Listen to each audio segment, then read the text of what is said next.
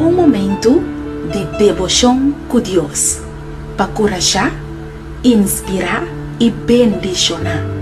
Bom-vindo.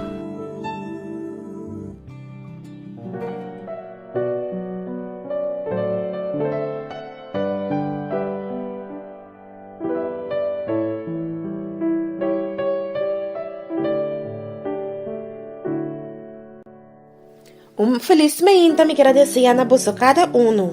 O texto de meditação que me escolheu a meinta me aquele for de Isaías, capítulo 55, versículo 8.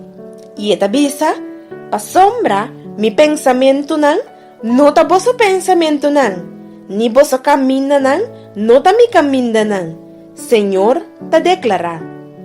Se você não aí que promete uma competência, não significa que você é um fracasso. Não. Nos caminhos não está Deus caminho essa que está melhor para nós cada um. Tá pensei? Tá sempre agradecido apesar de como a situação por estar de movida. Passou, pero custa obra para bom, para esnan costima Senhor. Stop de preocupar. Sim, stop de preocupar com coisas que você não por cambiar e comece a preocupar para ter uma boa relação com Deus. Laga nossa reza.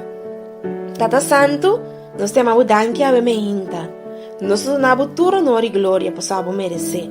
Nós está alabado e nós está glorificado. E nós está bem diante do trono de graça. O Senhor Deus, dá nosso compreendimento para nós por compreender que o pensamento não é nosso pensamento que o caminho não é nosso caminho e lá nós por sim aceitar Senhor Deus que sempre há tem coisas melhor para nós. Danke me tem amado a meinta, em o nome de Cristo Jesus. Amém.